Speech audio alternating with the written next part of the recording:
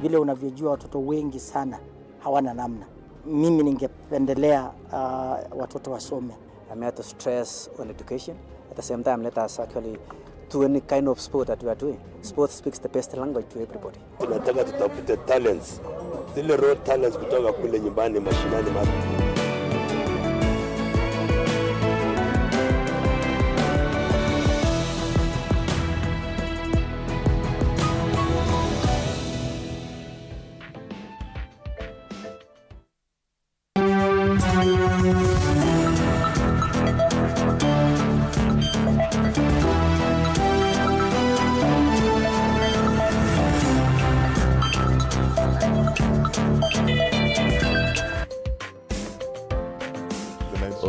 Oh yes, ladies and gentlemen, the smiles on our faces means it's 9 days to Christmas. Karibuni sana, this is Morning Cafe, hotter than your coffee.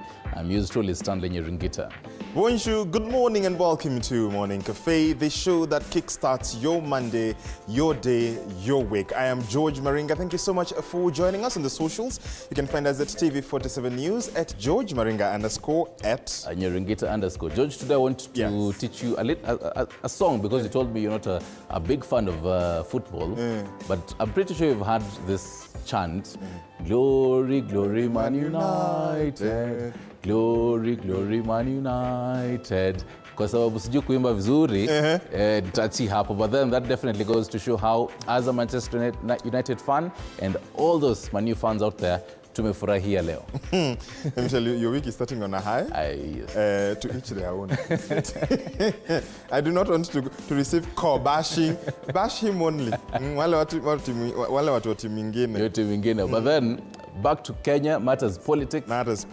A lot is happening. Yes, naita chacha, kuna shika, mambo ni yale. Yes. That's why we have State of the Nation this morning with 3 gentlemen. Kipruto Arap Kira, former Agriculture Cabinet Minister, as well as Samuel Pogisio, former Majority Leader in the Kenya Senate and former ICT Minister, as well as Philip Kisia. He is a leadership and governance expert, to be able to just look at matters State of the Nation, what is happening politically. We've seen what happened last week with Jamhuri Day. We are done with the national holidays of the country so far, just waiting for the Christmas and New Year. Of course, Christmas Eve, Boxing Day, New Year Eve, New Year's. Nishaanza countdown ya Valentine's. Stanley, makosa ni yangu. I'm jumping the gun on that one. You're jumping the gun so fast. Yes, for this one, Samuel Pogesi has sent his apologies. We're going to be having the 2 gentlemen. All right, and speaking about matters football, your weekly dose of football matters, Monday Blitz, coming up around 8 a.m. to 9 a.m.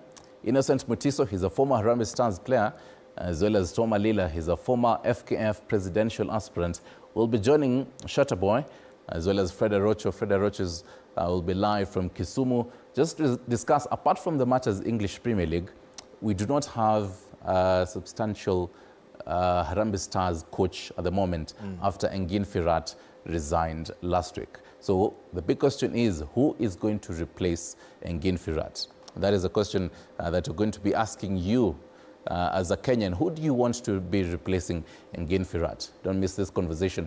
And then later on, diaspora banking. Yes, ili ile wakati wa summer bunnies wanaingia. Washafika. Yes, wengine wanaendelea kuingia. Yes. So KCB is targeting the summer bunnies and just making sure that even as you come to the country, you have been sending some monies from January until now. Unafika unapata nilisema nyumba ijengwe, I haven't seen anything. So yes, KCB is there. The head of diaspora banking, Simon Halonda, will be helping us for that conversation. Yes. And let's see the headlines of the dailies, the national dailies here in Kenya. The Daily Nation says, shift creates 2 classes of Kenyans. That's the headline that the Daily Nation has decided to go with, and we'll be telling you why. There's also matters EACC, a war on graft, 2 MPs and 2 ex-governors set to face charges. We will be telling you who and why. Yes. Let's move to the Standard, the bold newspaper, Stanley. Ruto News strategy hunts middle class, and you'll realize on most of these dailies, the SHA conversation is there. We'll be back to take a look at what questions are. But Paper Daily goes with something interesting. Schools of shame, will be telling you which these schools are. This People Daily has decided to go with Matters Education this morning, a sharp contrast from the rest, of course. And Taifa Leo. Kwenye gazeti la Taifa Leo sema mjadala wampa bonga points. Na huyu anayepata bonga points ni si mwingine ila Raila Odinga, anayewania kiti cha mwenyekiti wa AUC. Anayewania uwenyekiti. Uwenyekiti. Naam. Wa? Jumuiya ya Africa. Lost lines, dead users, and 3 billion shillings unclaimed M-Pesa is what the Business Daily is going with this morning. And Safaricom represents 96.3% of mobile operators' idle cash.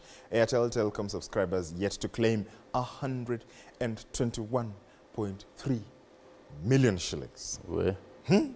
Hizo pesa ni mingi. Let's take you across the Lake Victoria and see what the Daily Monitor in Uganda says.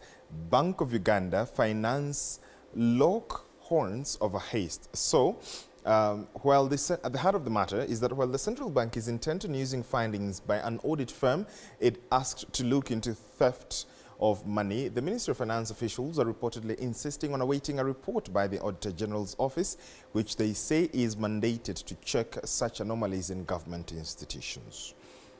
What else is happening in Uganda, Stanley? They say Nabwiso, Busoga's encyclopedia dies.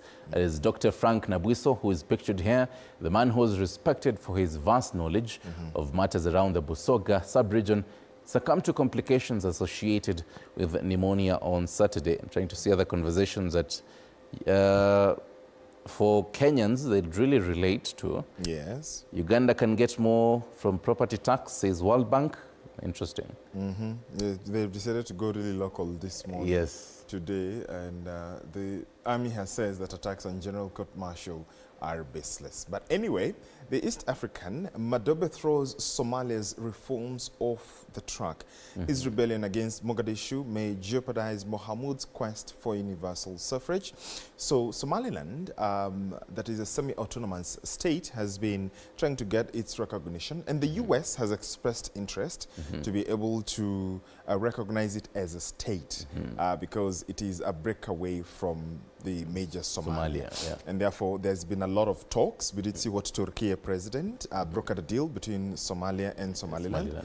Ethiopia tried. There was a difficulty in that. And last week, the issue that even most of the panelists were arguing is that the AUC chairman should be able to hold Uganda's president and Ethiopia together, Somaliland and Somalia to be able to be a uniting factor. We wait to see how that happens. A lot is indeed happening. And also how the UAE is funding Sudan war, Gulf state alleged to deliver arms disguised as aid. That is on page 12.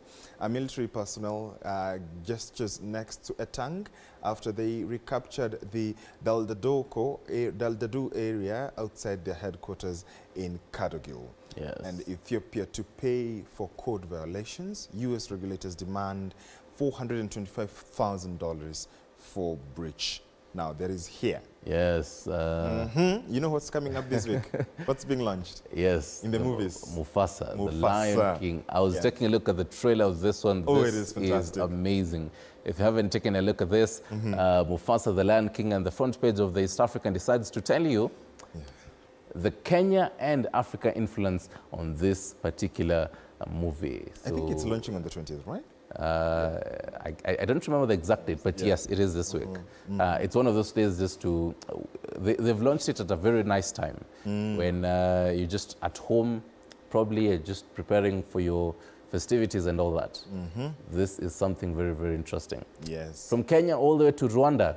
So now while other countries are bidding to host other things, Rwanda decides, let's be serious, you know, let's apply to host the F1, the Formula One. This is going to be something big. If Rwanda actually gets this, this is a game changer, by the way. Because I mean, imagine the big names of F1 in the world coming to Rwanda for this.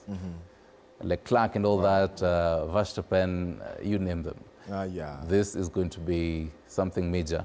Wait, I forgot. I confused the countries. It is not Somaliland and Somalia. It is Somalia and Ethiopia. Because they're reporting Somalia find a way around the sea challenge, Turkey's mediation to get Ethiopia and Somalia a deal on access. I don't know why I confused the two. But there is also a conversation on Somaliland because you already have Hargeisa, a representation in the Hargeisa mission, and all that happens. Let's inform them how the weather is looking like.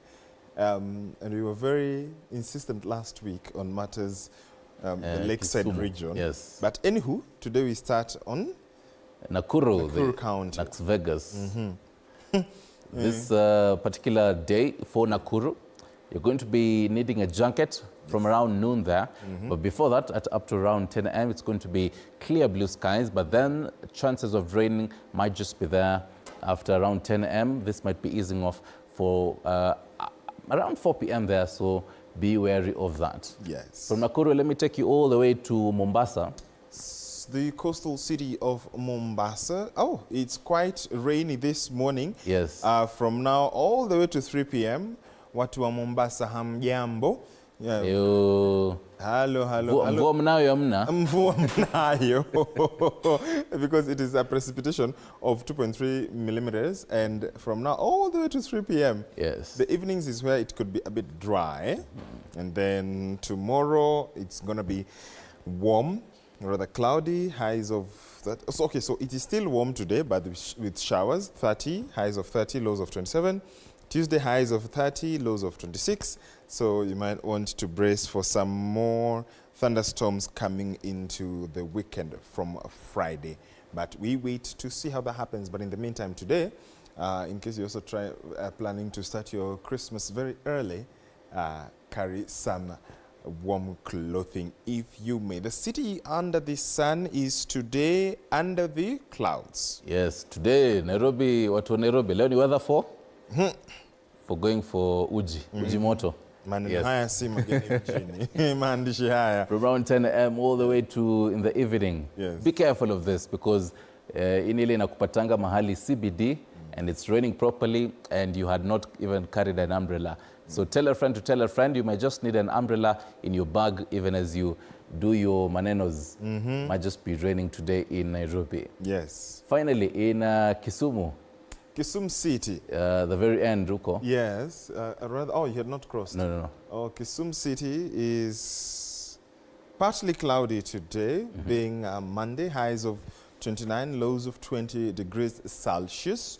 Very warm, but then on Wednesday, day after tomorrow, you will have some showers, some light showers, as well as on Thursday and on Sunday and Monday next week. Yes. That is what is happening and how the weather is looking like. This is just a section of how things are looking like, but even as we usher the festive season. In how many days, Stanley? In 9 days. George, you've realized in different parts of the country, and I'm pretty sure you've also realized it's either partly cloudy or rainy. So that means in different parts of the country for this week, it might just be rainy, but then we're going to be getting a clearer focus from the Kenya Met Department. They always release it on Monday night, thereabout. So always be keen on that as well.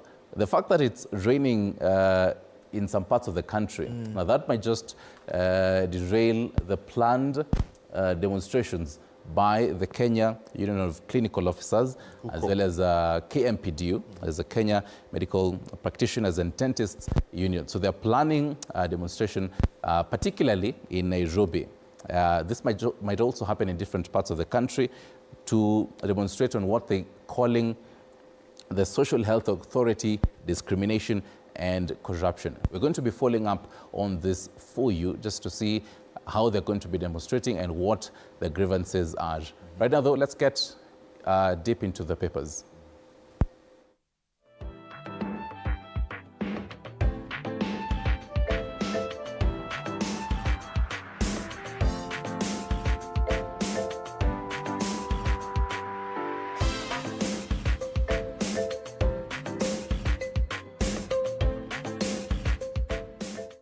Right. Tuanze na Daily Nation. Daily Nation. Yes, they say SHIF creates two classes of Kenyans.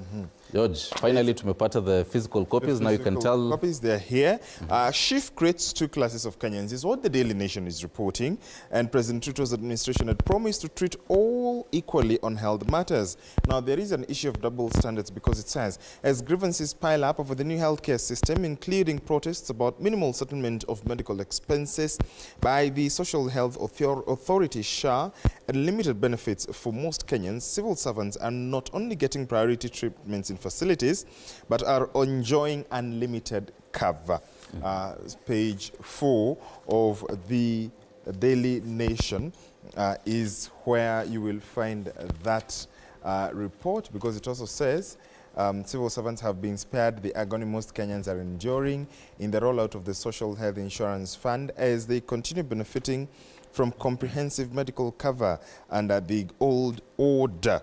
And it also says that at a glance, job group A to G, H, receive patient coverage of 700,000, outpatient limit of,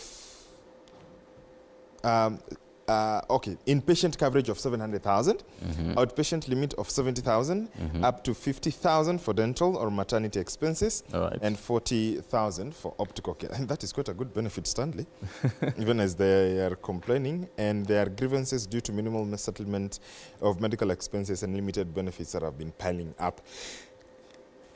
Yesterday, we also did see the issue of a certain health bill that was floating on the social media of SHA just covering about 4% of the entire bill.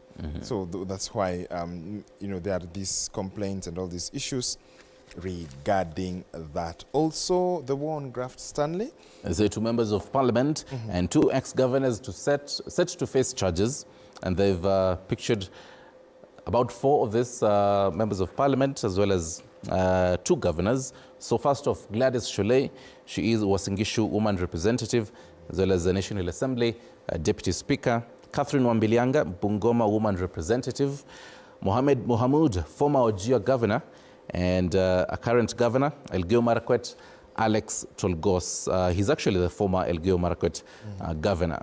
And they say 902 million cash shillings payments made by Wajir County to 12 companies associated with Mohamud and his immediate family members. This story is extensive on page 2, where to also quote what EACC says, EACC has forwarded a total of 47 files to the DPP with recommendations for prosecution. So 2 members of parliament as well as 2 former governors to face EACC on the same. The front page of the Daily Nation also continues the whole conversation about Patni. On page 7, they say from Nairobi to Harare, how Patni extended his grid. They have a file image there. To reinvent himself, they say, Patni styled himself, head of traditional leaders, changed religion and acquired a political party. On page 6, there is a story on 2027 race where Nyong'o and Karua clash over ODM deal with Ruto, and former Gishogo MP Martha Karua accuses Raila of betraying her opposition by joining hands with oppressive Ruto regime, and the Na Kenya leader challenges the Orange Party to formalize coalition with the president's UDA. Yes. And Na Kenya Party leader Martha Karua has challenged the former Prime Minister Raila Odinga, who has been the ODM leader for nearly 2 decades, to have a post-election coalition agreement with Dr. Ruto of sitting in the government through quote-unquote, the back door. You can read much more on that on page 6 of the Daily Nation. Right. So, George, we rarely take a look at the whole inset. Yes. And there's a very interesting, on the junior spot here, they say a recap on table etiquette as we draw closer to Christmas. Nakwaga umealikwa kama mgeni mahali,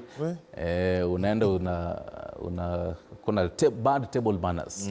So they're giving you here, they say meals are a social event and we should endeavor to create a wonderful experience for everyone at the table. So they give you some pointers here in case you are invited to a 5-star hotel, so that ukuwe na, ka table manners kidogo. In fact, take us through those steps. Yes. They are in bold. They're saying, first of all, wait for others to start eating. Do not talk with your mouth full. Passing food politely. Do not reach over someone's plate. Say thank you. Clean up after yourself.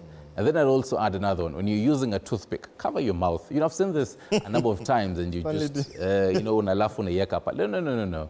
Ukienda mahali na umekula nyama choma vizuri during this festive season, cover your mouth as you, pick out the leftovers in your teeth. Yeah, usiseme atukufunzangi maneno hapa morning cafe. Usiende kujaibisha aibu ndogo ndogo tuondoe. So, that is Daily Nation. Tuangalie the Standard. The Standard. Ruto's new strategy hurts a middle class, is what the Standard says. The bold newspaper. President Ruto's shift to a pro-poor agenda raises questions amid economic strain on Kenya's middle class. With new taxes and a ballooning cost of living, many idle middle-income earners feel sidelined as his administration focuses on the most vulnerable. Page 4. Through targeted initiatives such as cash transfers, we are driving sustainable growth and empowering communities. 243,000 jobs the Kenya Kwanza administration claims to have created. And that story you can find on page 4. And in fact, let's just go see it. Because the president shifts political strategy to merge to the marginalized amid mounting discontent. Yes. That story on the economy. And then now Ruto's gamble, can backing the vulnerable save his fragile legacy? Yes. And they list Ruto's programs such as the Hustler Fund, 12,000 skills, jobs for vulnerable groups, laws to protect vulnerable borrowers, including bodaboda riders, Taifa Care to provide affordable health care to the poor, cash transfers, laws to safeguard vulnerable groups from exploitation, the Business Laws Amendment Bill, lenders must be licensed by the central bank to ensure borrower protection. You can read more on that issue, and there is also overtaxation. Yes. That is a very key issue and a thorn in the flesh. Yes. So they also, they go at different angles on this, but then yesterday when he was at the Soul Harvest Church in Taveta, he reiterated what he was talking about during the Madaraka Day, during the Jamhuri, I beg your pardon, celebrations, that we should, as a country, have positive vibes. But then, just to juxtaposition what the president was saying yesterday, to page 8 of the Standard, it says, cost of Christmas, highs and lows of food prices this festive season. Now, I know you love tomatoes on your food and all that, and some cooking oil. Lazima upikie again, isn't it? But then, get this, tomatoes, cooking oil, prices to go up this holiday. That is on page 8. See, mimi nimesema. Increase in prices has been linked to macroeconomic factors and rains. I also say there has been a drop in food prices due to favorable weather conditions. So they're giving you at a glance the kind of food, the price increases. So first off, sugar, cooking fat, and cooking oils will be pricier in December due to the rising international market prices. Tomatoes, maize flour. Hapo kwa maize flour ni kama umeguza mlima for most people. Wheat flour, kales, that is sukuma wiki, and spinach are also expected to cost more, with rains affecting supply. Prices for beans, green grams, green maize, and peas are projected to increase due to seasonal factors. Lakini, you've ever realized that njahe never, bei ya njahe inakuwaga tu hapo. Stanley, nini? Umeanza kugusa mlima. So yes, this is something that you definitely need to know. To Central for these festivities, lazima njahe ukutane nazo. I know, I've heard of that. You've heard of that? Njahe and 5 liters of water. But honestly, they are an interesting delicacy. Well, so on page 2, or rather page 3, yes. It's an interesting story. We don't get to celebrate our colleagues across the continent. Yes. And there were 2 faces that were moderating the AUC, the Mjadala Africa. Eskin and Sharif meet the dynamic duo behind Mjadala Africa debate. and their seamless moderation has captured Africa's attention, bringing leaders and citizens closer than ever before.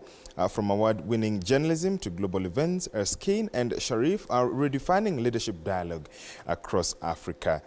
The two moderators were Canadian-based Ghanaian Anita Erskine and English speaker and executive director of Erskine Global Communications, and Algerian journalist Fatima Sharif, a French speaker.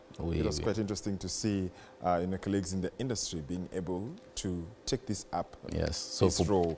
Yeah, and you can read who they are and their awards and what they have done. I mean, sometimes we really forget to celebrate ourselves in this career. Sometimes. So for both of them, très bien. Très bien, très bien, très bien, très bien. Well, on the back page is Matters Football. We'll be back to take a look at that on Monday Blitz at around 8 a.m. A paper on page 9, former CS Aisha Juma works a tightrope between state job and return to politics. And according to President Ruto, as I promised my sister Aisha Juma, I will sort her out and I will make sure that she is involved in matters of government because she is a heroine. You can read much more on Aisha Juma's tightrope in the Standard. Yes. The Star, bold, smart people read the Star. Yes, independent, fresh and different.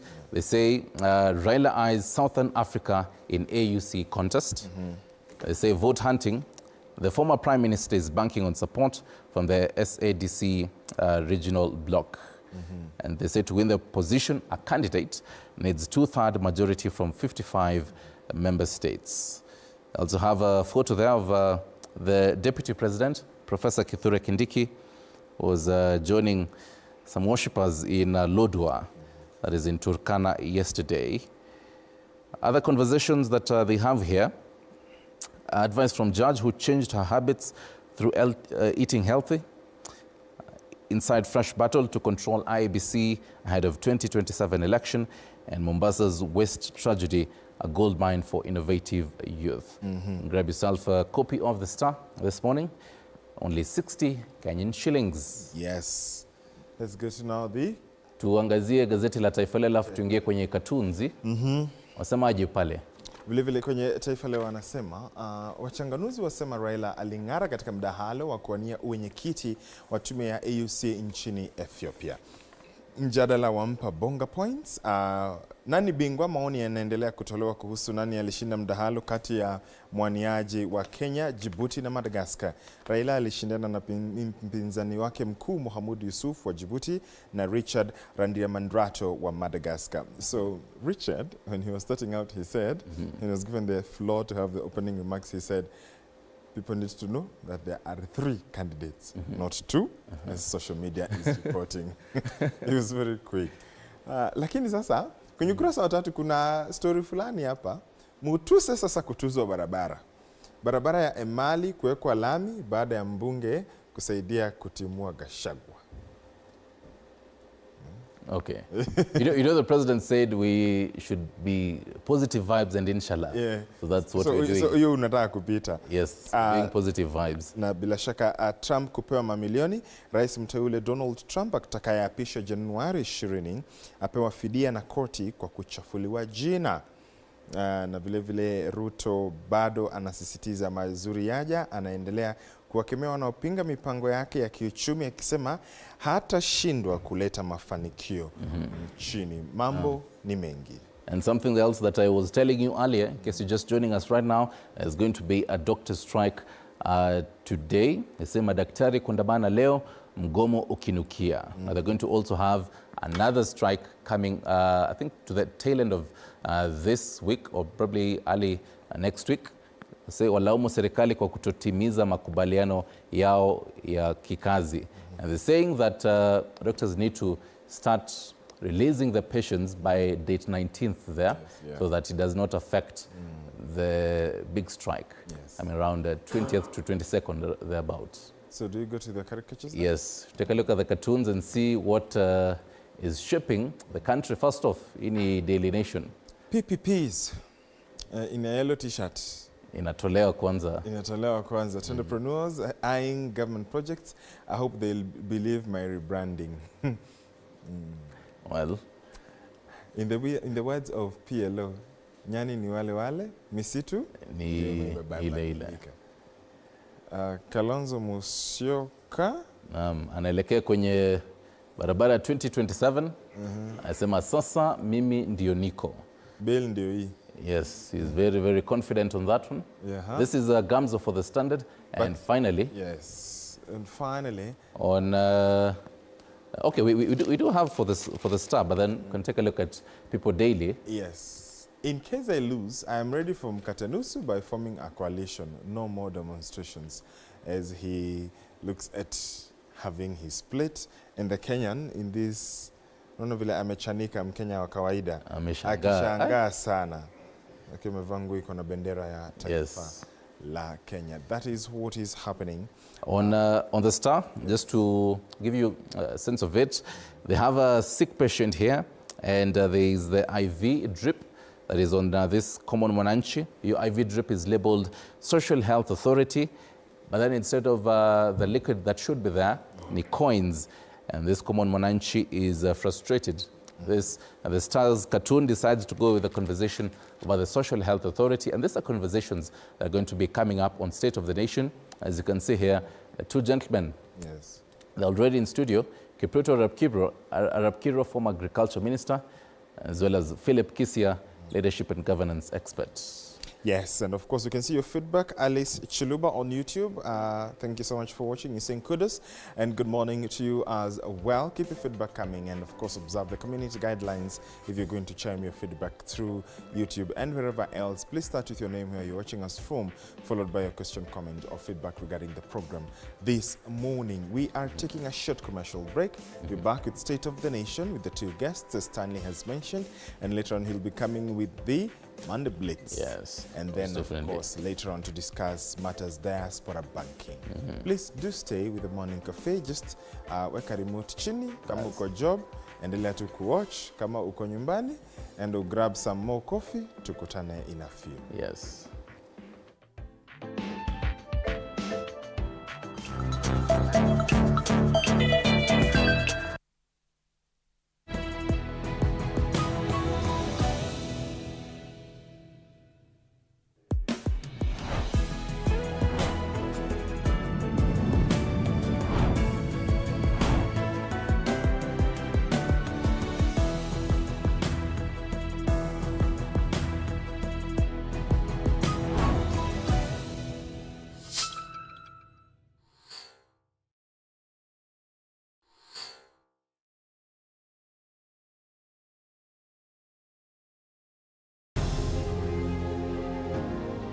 Vile unavyojua watoto wengi sana hawana namna. Mimi ningependelea watoto wasome. I'm here to stress on education. At the same time, let us actually do any kind of sport that we are doing. Sport speaks the best language to everybody. Tunataka tutafute talents, zile raw talents kutoka kule nyumbani mashinani mahali tuko leo. Hizi mbio za Chepsaita, like all other sports, zinaleta watu pamoja. We want to use this event to uplift the lives of the community. Anafurahia hii mchezo sana. Hata sikaange naambianga watu tuende Chepsaita. Wanafunzi wakimbie ili wakuze talanta ya mbio ama kuhimiza tena elimu. This is the place to be. Hapa ndipo mahali wanastahili kuwa tarehe 7. Wale watoto walikimbia last year, wamekimbia mpaka wamefuka mipaka zetu za Kenya.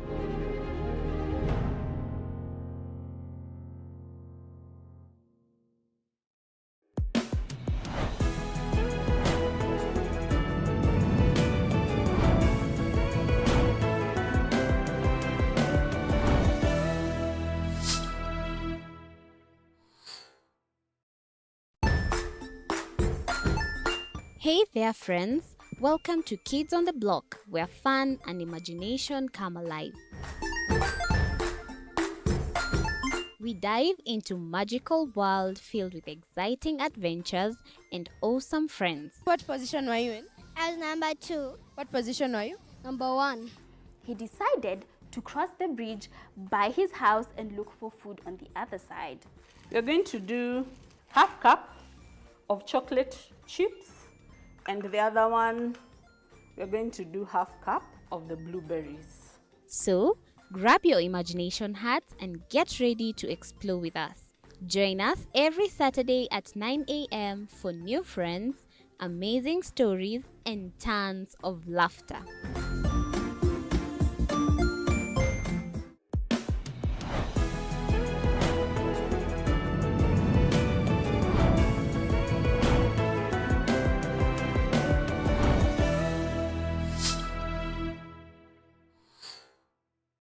Join us as we explore the journeys of those who defy the odds and break barriers. We dive deep into the stories of triumph. Sometimes when parenting a child with a special need or whatever disability, family life becomes a bit complicated and you may end up raising the child on your own. Here, we inspire. I have a farm which one we showcase with other dyslexic youth and autism how to farm. Motivate. It's never easy, but what we do, the best thing is to work with another parent who has an elder child than yours. And break through the barriers one story at a time. Push your boundaries beyond the limit. Saturdays at 8 p.m.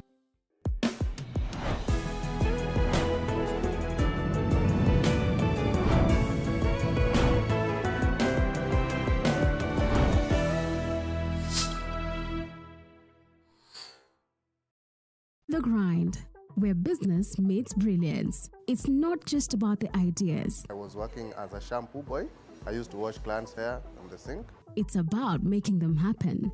From big wins. In primary school, when we would be asked what people want to be, I was categorical that I want to be a nurse. To hard lessons. The consoles change, the gaming equipment keep changing. We cover it all.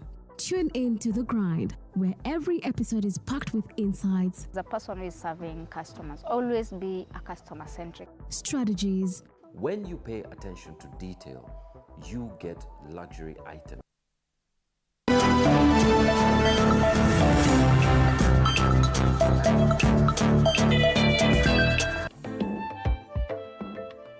Good morning and welcome back to the Morning Cafe. You're watching State of the Nation now with my guests whom you asked to have again, whereas they wished you Merry Christmas last week. We are back again to, of course, have this important conversation on matters State of the Nation. Philip Kesia, governance and leadership expert, as well as Kipruto Arap Kirwa, former agriculture CS. Good morning, Philip, and welcome.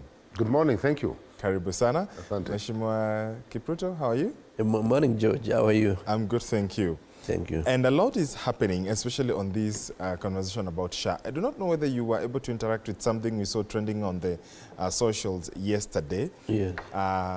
Regarding the Social Health Authority.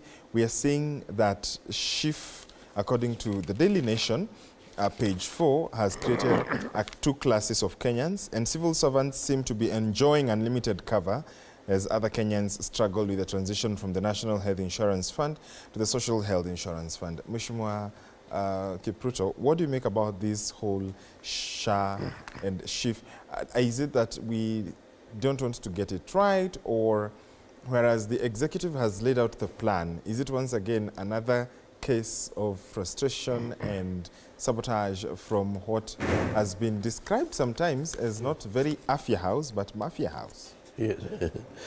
Well, George, it's very interesting because I had the president on Jamhuri Day expressing his frustrations that Kenyans have not given him a fair chance to be able to roll out his programs, including the issue of health insurance.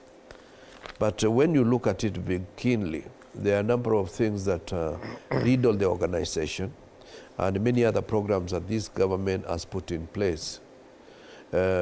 Principal among them is this issue of health insurance. We've been pinpointing a number of challenges patients are going through in order to access services. We've been pinpointing that, yes, if there was any governance issue with NHIF, does it change by you changing the name? And the answer is no. So what could be the motivation for us to change from one name to the other, unless there is some kind of lucrative business somebody is likely to draw?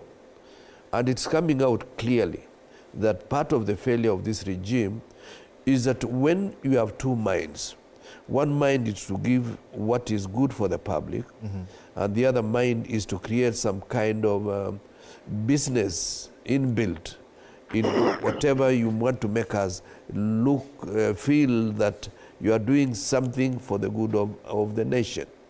So it is a clear evidence what the Daily Nation is telling us today, is that it's a very clear demonstration that by saying those who cannot access services because they cannot afford, they will be treated nonetheless. Yes, they will be treated, but what is the level of treatment? Are they going to be treated at the same level as those who are able to afford the kind of cover they have already paid for? So the answer really, if this regime is interested in the public good of Kenyans, what they should do is to create a system that is friendly to all. After all, majority of Kenyans who pay some of these insurances, they don't end up in hospital. So if there was proper governance, a lot of money would still even remain even after giving everybody a fair treatment whenever it is a health facility or a hospital for that matter. Kisia, what do you make of this, Shah? I know we've talked about it, but then there is this new conundrum of public servants seeming to enjoy more than ordinary Kenyans. You know, George, health or healthcare is a constitutional right. It is very well spelled out in our constitution. It is also captured as one of our aspirations in Vision 2030. So this is something that we need, not just for a section of Kenyans, but all Kenyans. And we've said that to that extent, we support His Excellency the President to roll out something that is better than what we have. Unfortunately, his dreams do not match the plan, because you talked about a plan. You know, George, when you talk about a plan or a grand plan, it is something that you thought through very, very carefully before you start rolling it out. But it would appear as if there were good intentions to deliver a better health care system for Kenyans. There may have been some good intention, but obviously, from the results that we are seeing, because when you plan, unless your execution is poor, the plan should be delivered. So it is unfortunate when you see that the only thing that has happened, in fact, they say that, you know, that they have rebranded. To them, rebranding is limited to change of name and colors, which is most unfortunate, because that's not branding. But now, leave alone branding, because people probably, most probably wanted to eat from that budget line. The mere fact that some Kenyans are going to hospital and this shift share thing is not completely working, you end up looking for money to pay. And from the reports we're getting, it appears as even that those who are covered by this shift share thing, the government is only picking up 9% of the total bill from the feedback we are getting. So is this thing really working? Or is it that, like what Rigiji told us over the weekend, that the motivation was to spend 104 billion on some system? Was that the aim at the expense of the healthcare of our people? Was it just personal gratification? You just want to be glorified that you brought up a new thing? So was it personal? So I think this is something that we really need to deep dive into it, relook at it, see how best we can roll it out. Probably we should have started by, carrying it out in a few counties before we do it on a large scale. But we decide to go large scale. You know, when you're doing something new, you start small, and then you improve from the mistakes that you're making, so that you make it better, so that by the time you're going full scale, it is something that is working. But that is not what disturbed me, Jed, and my friend George. There is even more things in terms of what are really the priorities of this Kenya Kwanza government. What are the priorities? You saw just the other day, His Excellency the President of the Republic of Kenya, who is my friend, announcing that he is going to spend 500 million on some Grammy award. 500 million. 500 million being spent on some award that does not even exist. Because the information and feedback we are getting from the Grammys is that, one, they don't accept money from foreign governments because they are non-profit. And two, the Grammy that will happen on 25th of February next year will take place in LA, in Crypto Arena. So now the question is, where is this money going to?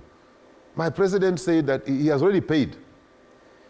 This money, if paid, I think if the president was a serious man, by today he would be telling us who received that money, where that money went to, and whether this Grammy Award was a priority to the Kenyan people. Do you know what 500 million can do? It can pay all the interns, 3,600 interns for 2 months. Do you know what the 500 million can do? It can buy 100 dialysis machines. Do you know what 500 million can do? It can build 10 level 3 hospitals for the Republic of Kenya. Do you know that 500 million can deliver one cancer testing machine, one per county? Then we are really getting our priorities completely upside down. I think this government is about opulence, and we've said it before, is about misuse of public funds. In fact, they have no plan. So let's not talk of plans. There are no plans. Plans work. Plans work. Let's take a look at the SHA registration campaign story that was filed, because to continue setting the pace for this conversation.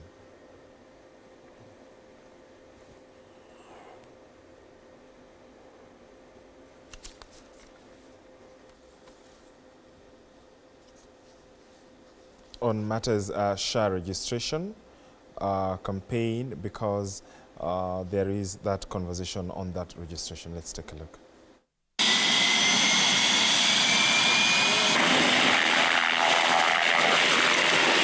Uliopita rais wa nchi hino alipokuja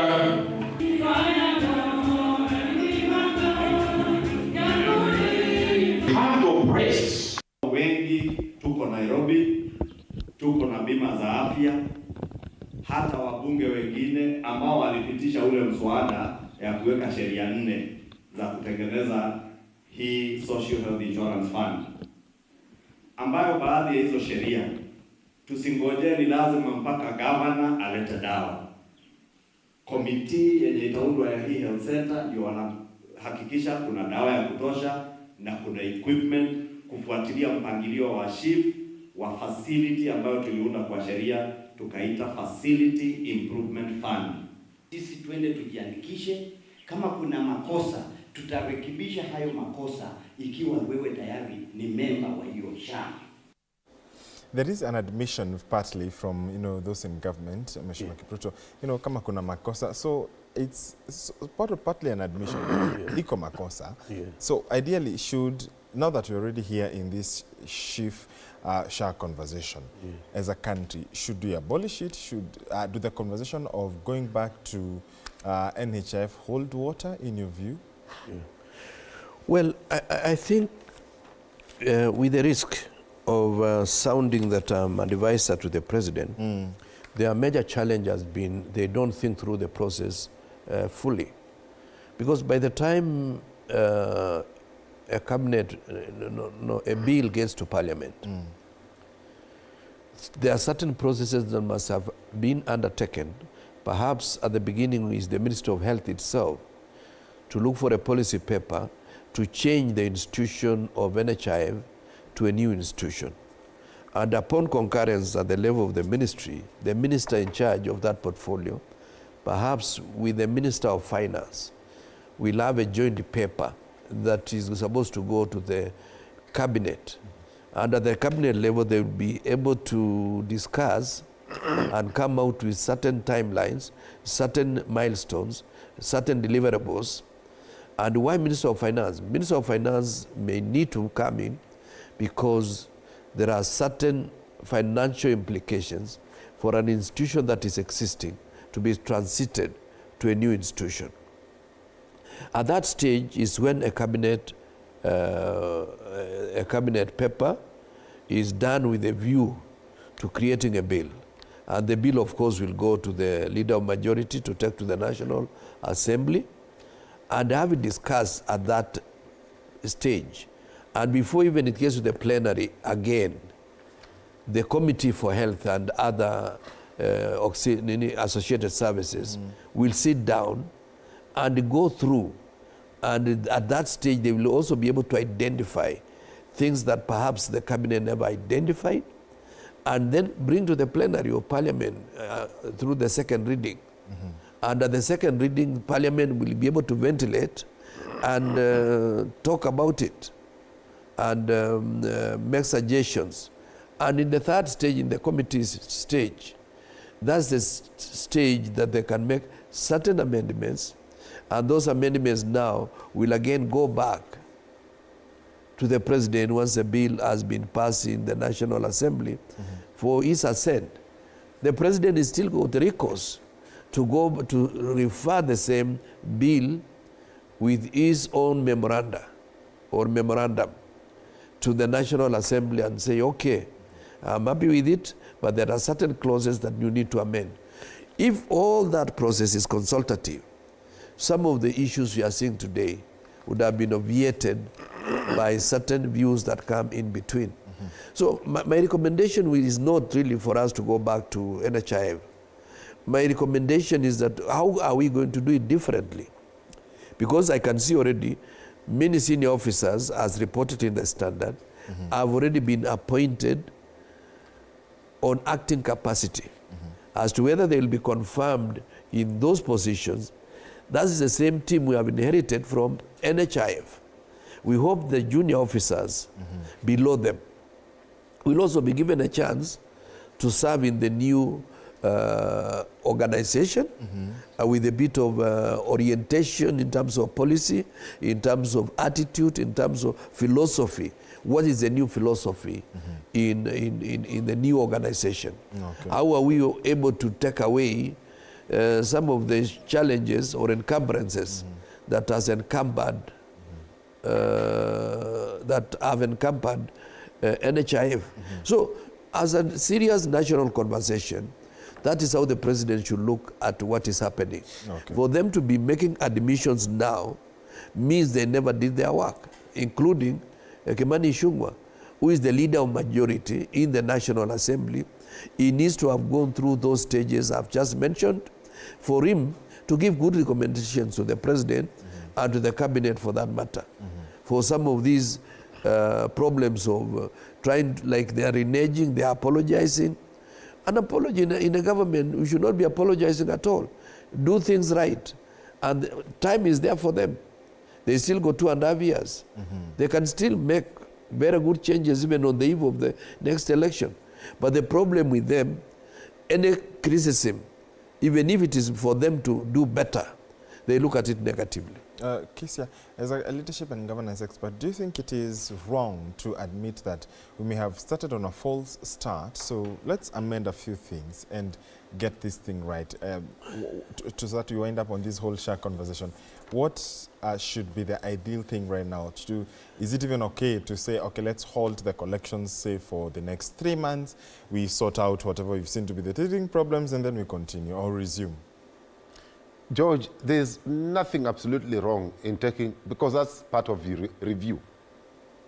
In management, there is something called review, evaluation. You sit back and evaluate yourself. What is working for you, of course, you make it better. What is not working, you take a step back, you look at it, look at the feedback that you have received from the consumers of that service, and try and correct where you've gone wrong. So there's nothing absolutely wrong in saying, you know what, that this is not working. And we've heard you. And we're going to make some changes. What is wrong with that? But where there are interests, as I've said before, okay, that you are doing it not because you want it to benefit the people, you want to be glorified.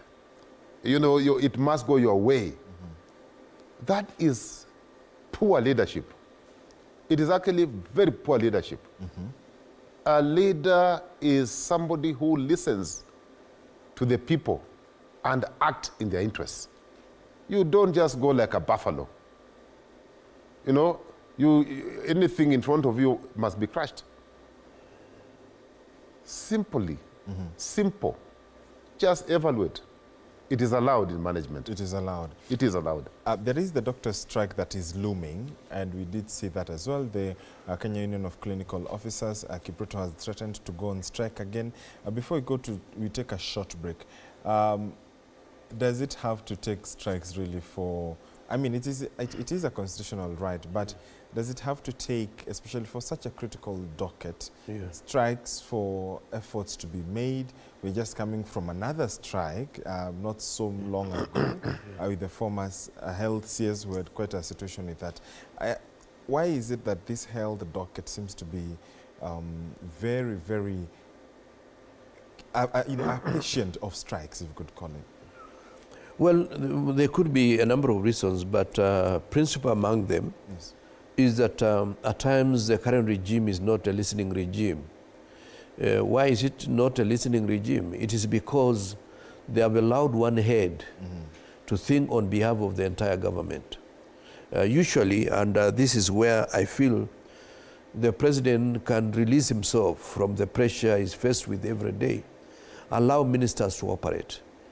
And also ministers, when they are allowed to operate, they should be making public pronouncement, having considered all the issues at hand, and we hope they have the capacity to retain certain information that is critical for the purposes of governance in their own ministries.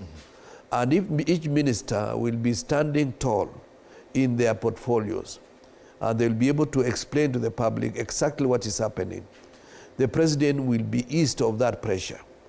But you see, the president has become minister of the 22 ministries, possibly including the office of the Attorney General. And that makes him almost to be at a clash with the public. Because once a president talks, each one of us, we take it, and we used to take it, that is the actual truth.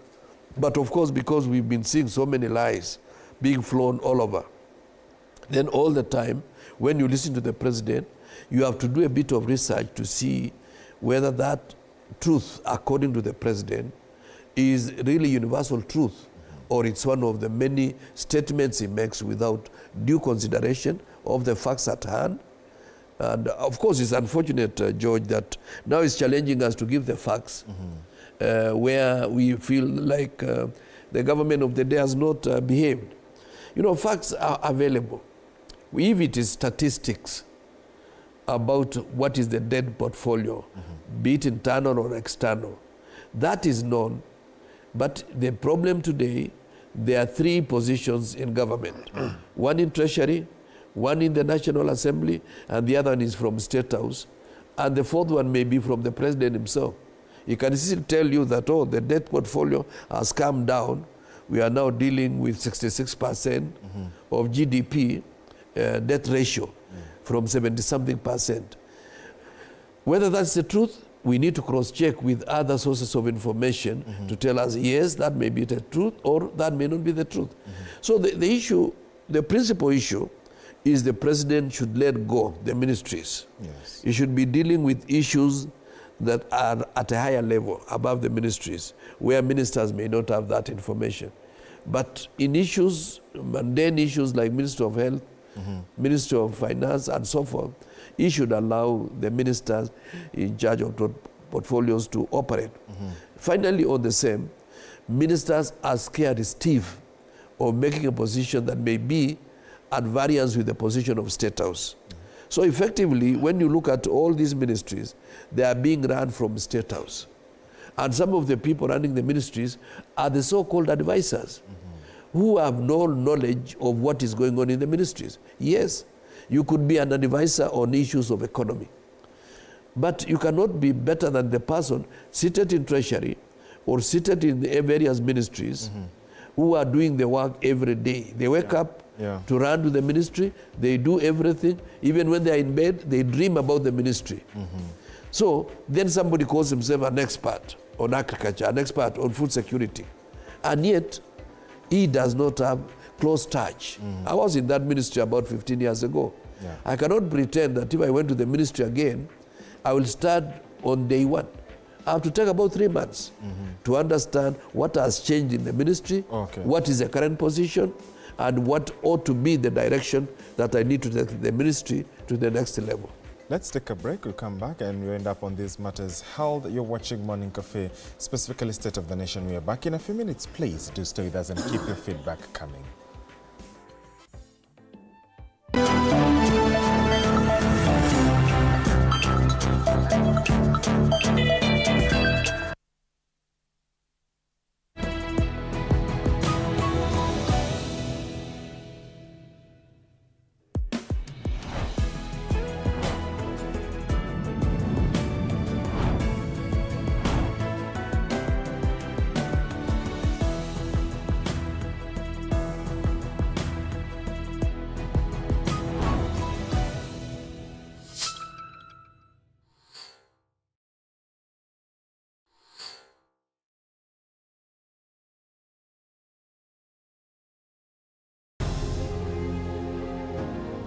Vile unavyojua watoto wengi sana hawana namna.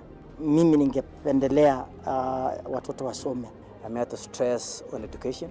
At the same time, let us actually do any kind of sport that we are doing. Sport speaks the best language to everybody. Tunataka tutafute talents. Zile raw talents kutoka kule nyumbani mashinani mahali tuko leo. Hizi mbio za Chepsaita, like all other sports, zinaleta watu pamoja. We want to use this event to uplift the lives of the community. Anafurahia hii mchezo sana. Hata sikaange naambianga watu tuende Chepsaita. Wanafunzi wakimbie ili wakuze talanta ya mbio ama kuhimiza tena elimu. This is the place to be. Hapa ndipo mahali wanastahili kuwa tarehe 7. Wale watoto walikimbia last year, wamekimbia mpaka wamefuka mipaka zetu za Kenya.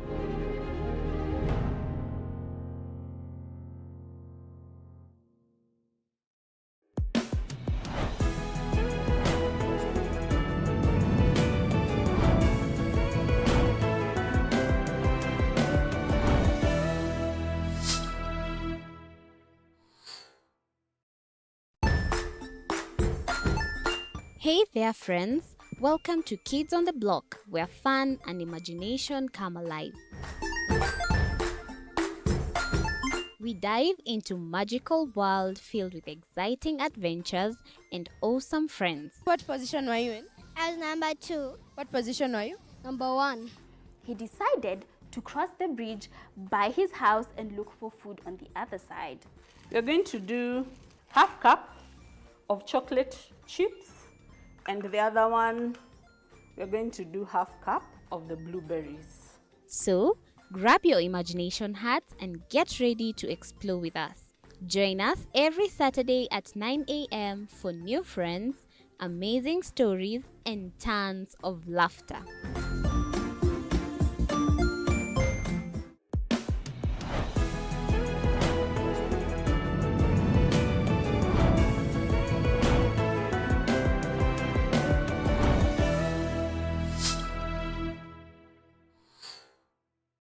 Join us as we explore the journeys of those who defy the odds and break barriers.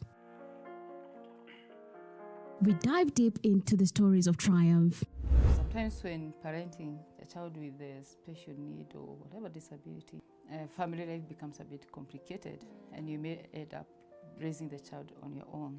Here, we inspire. I have a farm which one we showcase with other dyslexic youths and autism, how to farm. Motivate. It's never easy, but what we do, the best thing is to work with another parent who has an elder child than yours. And break through the barriers one story at a time.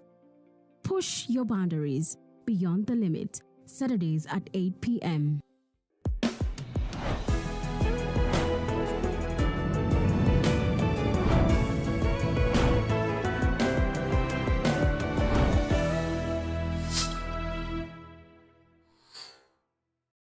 The Grind, where business meets brilliance. It's not just about the ideas. I was working as a shampoo.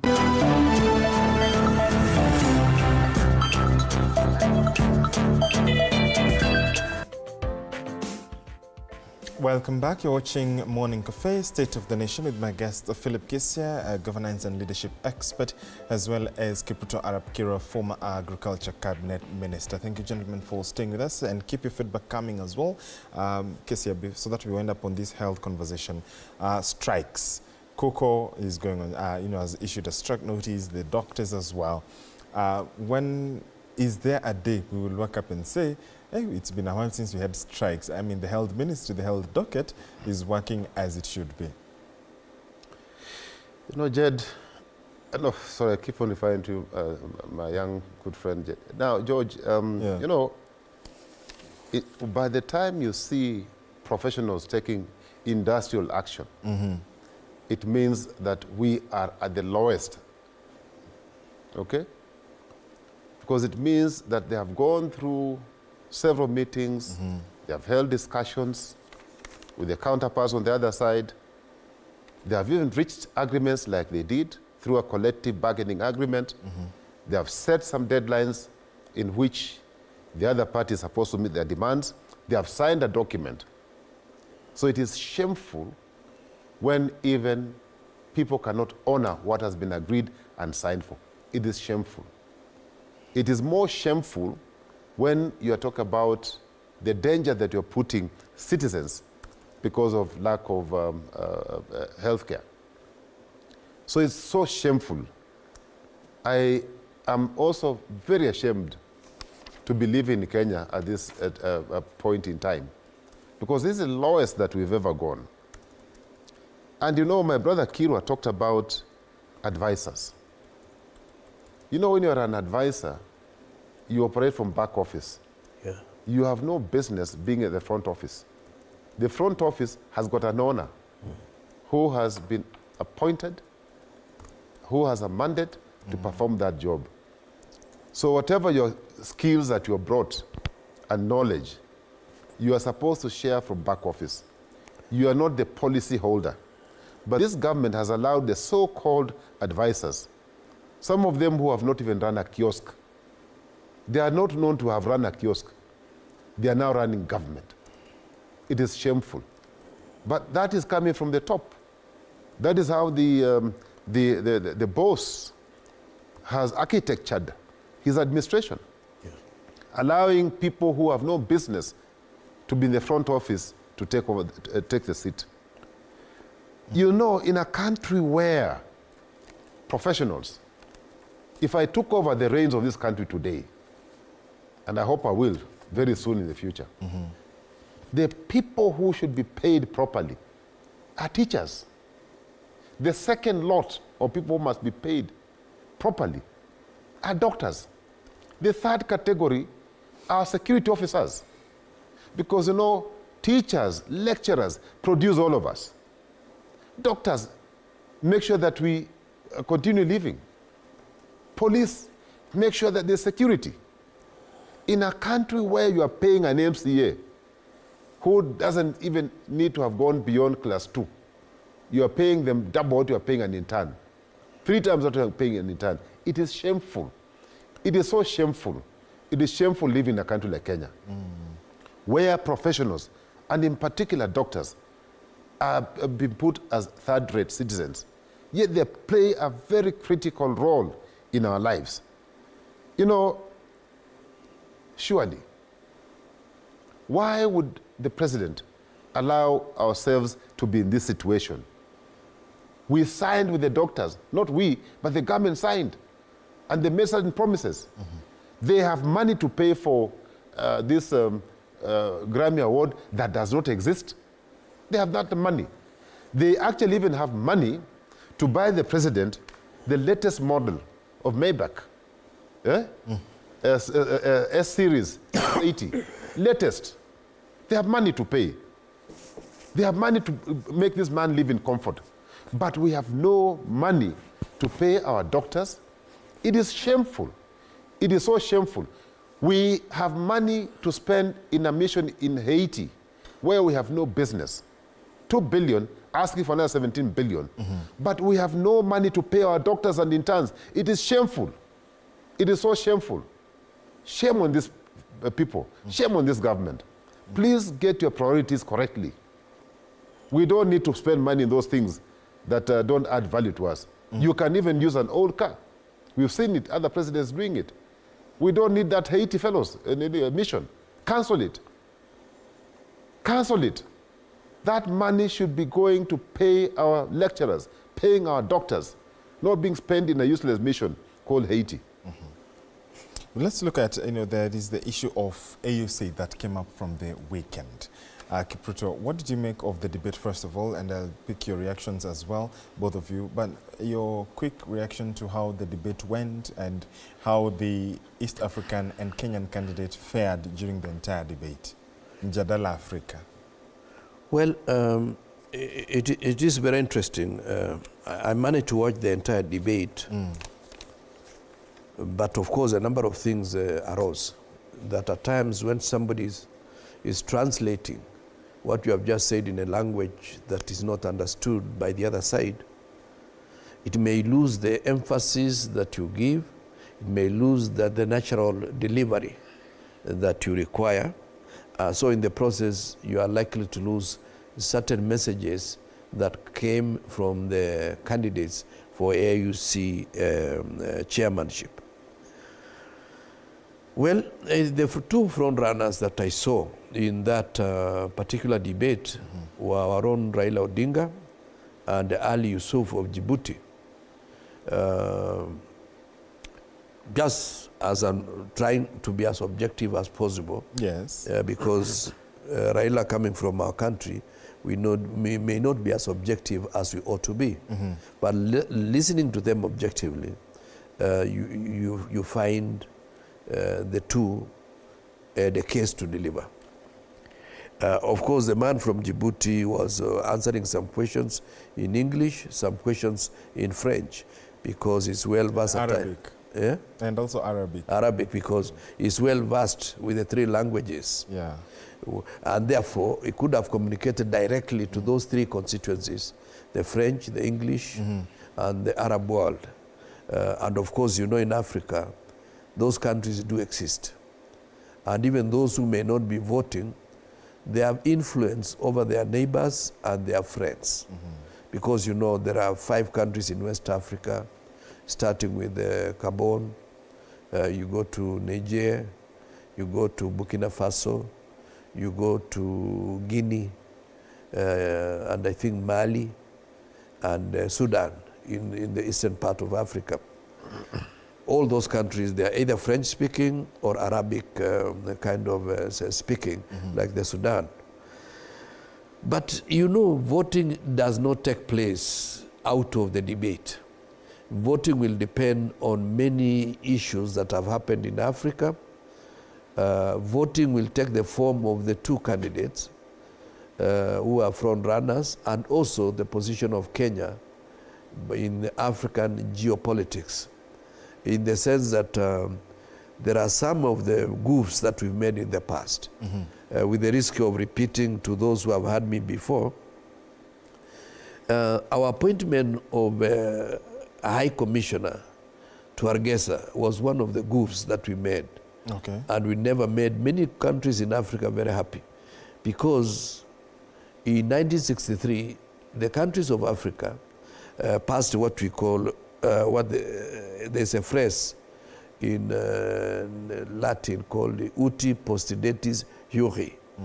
That is, leave whatever you find as is, so that we don't say our border between Uganda and us is Migingo Island. It's in Uganda or it's in Kenya. Wherever the geography found it in 1963, we leave it that way. So many countries, they found that was an affront on them by appointing, although it was quickly rescinded, but already it had taken shape, and it was not very good for us. When this regime came to town, one of the cancellations of projects was the one of Rironi Mau Summit, which the previous regime had given to the French. It was cancelled, taken away from the French, and given to the Chinese. That will have a huge impact on how much influence does the French have in Africa. Knowing very well, George, that there are more countries that were under the influence of France in Africa than those who are under the influence of British. Therefore, French-speaking countries are more than English-speaking countries. Perhaps even with the risk of losing the 4, they still got 25, and we'll be talking of a sure vote of 20. Yes. And you know, 20 is not enough. 25 is not enough. In the first round, the two candidates that I suspect will go for round 2 will be Raila and Ali Yusuf of Djibouti. And when they go for round 2, they must clinch, one must clinch 32 votes, which is 2/3. In case in round 2, nobody clinches 2/3, and in subsequent rounds, nobody gets more than 32 or 32 votes out of the existing voting bloc in Africa, it means that that election will be postponed for 6 months, for it to be repeated 6 months later, perhaps in June of next year. And that, of course, will create a lot of complications here for us in Kenya. And finally, there are also other 2 groups that this regime has made. The issue of Sahrawi. The existence of Sahrawi is a reality. Even at the UN, they are given observer status. At the AU, they also have a role to play.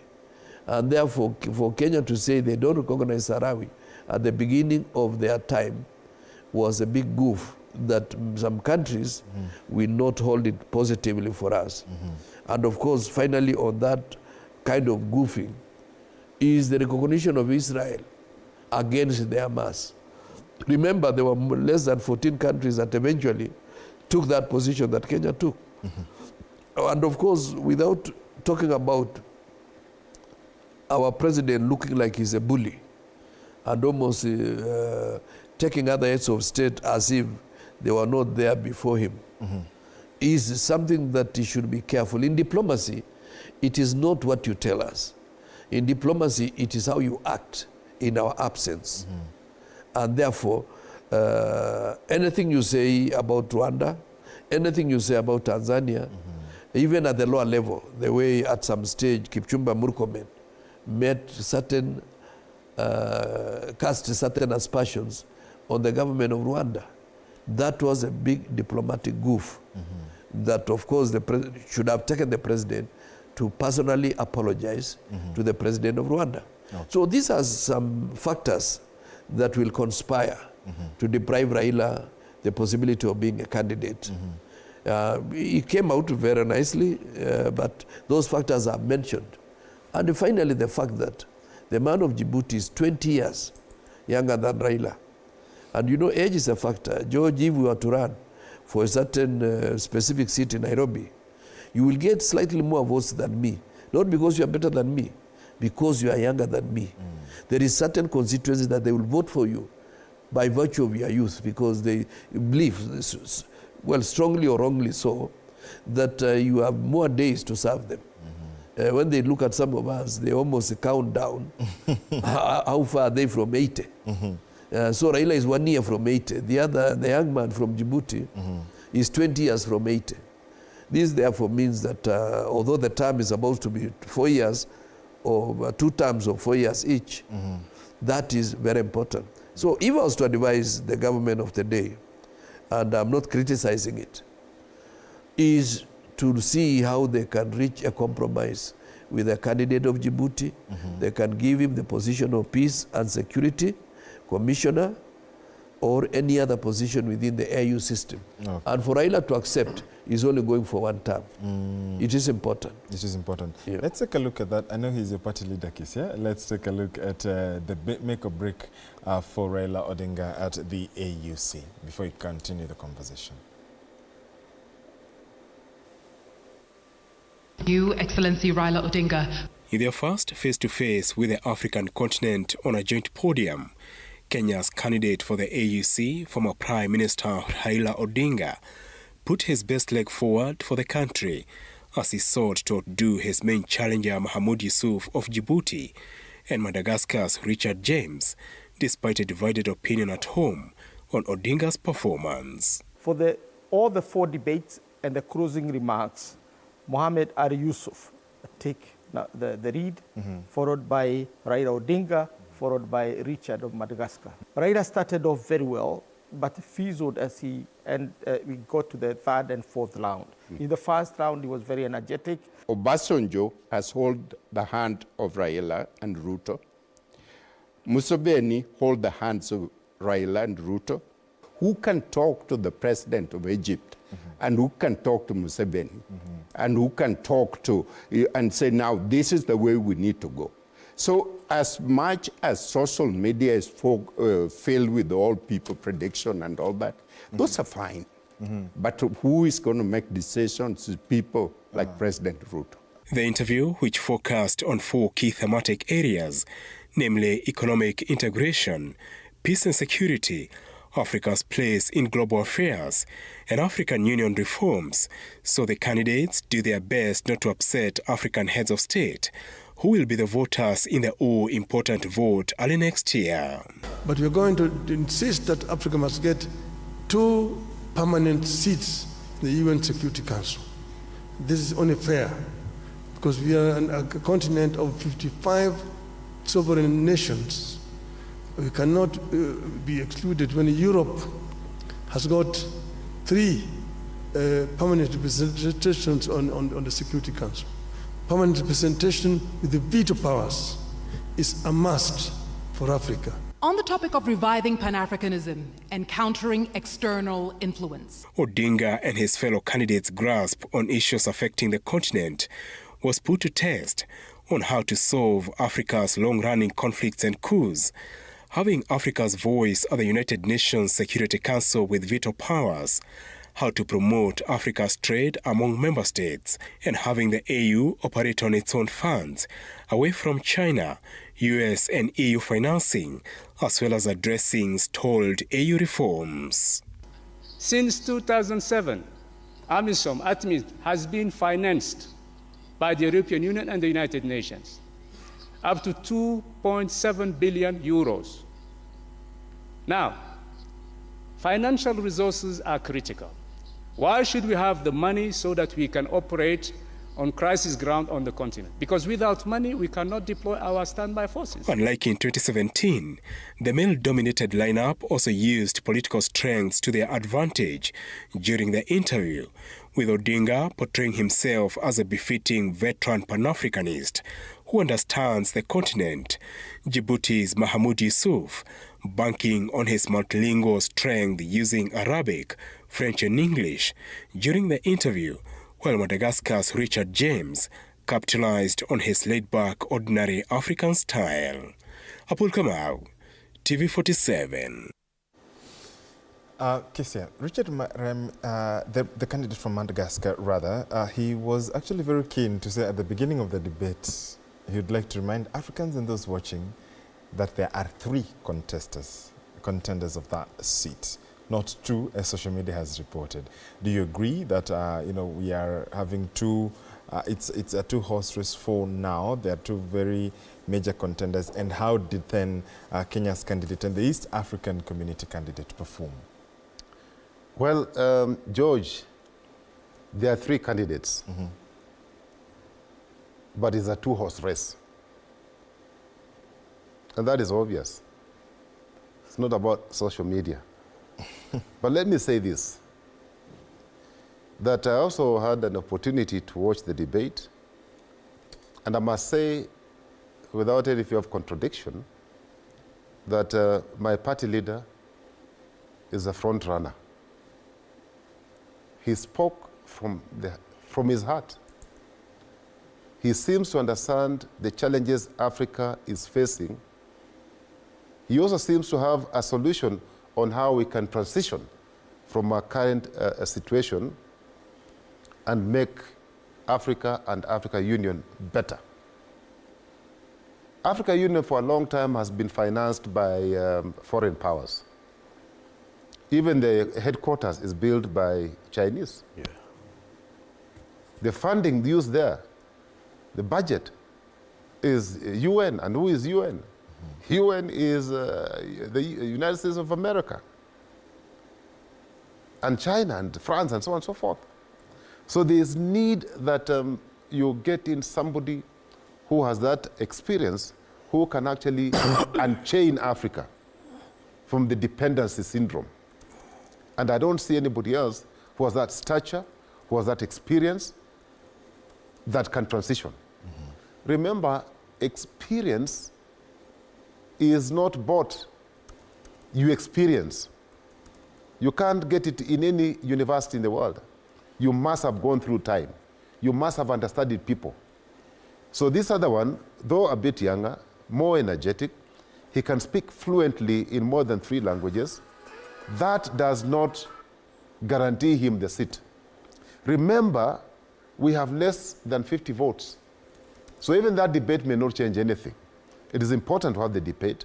It's important for people to at least to appreciate that the candidates we have understands the issues at hand and they have the capacity to do the job. But we have less than 50 votes. People will cast their vote. People will make a decision. So in my view, Raila and indeed the Kenya government needs to get off social media. This is not about smiling, taking photos smiling. I'm not saying it's a bad idea, but this is about talking to the person who will end up casting the vote. I don't want to repeat what my brother said, but there are influences. In the north, we have Tinubu, the president of Nigeria. In SADC South, we have Ramaphosa. In, there are people like Tshisekedi in DRC, Central African Republic, and, there are people that we need to talk to directly. Those are the people who make the decision as to whether to vote for Raila or to vote for any other candidate.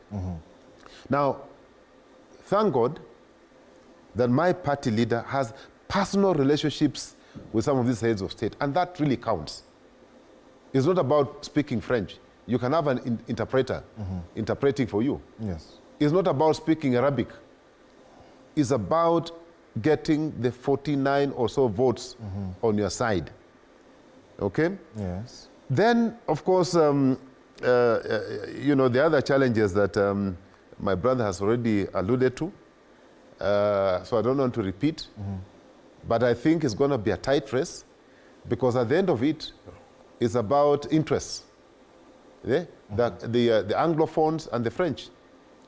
And if France really puts in a lot of energy, that, as we have seen, the chances of the French-speaking countries voting for Raila, of course, then may diminish. So the only intervening strategy would be that I have a personal relationship with so and so, get Uhuru on board, let him be in the air, looking for those votes, the 32 votes, and let's avoid sending people who are not adding value on these trips. Some people are not adding value, but we are seeing them there. It is good to have them there. Yeah, it is good. Are you talking I want to about see Uhuru leaders? Kenyatta. I want to see him. I want to see him taking a jet.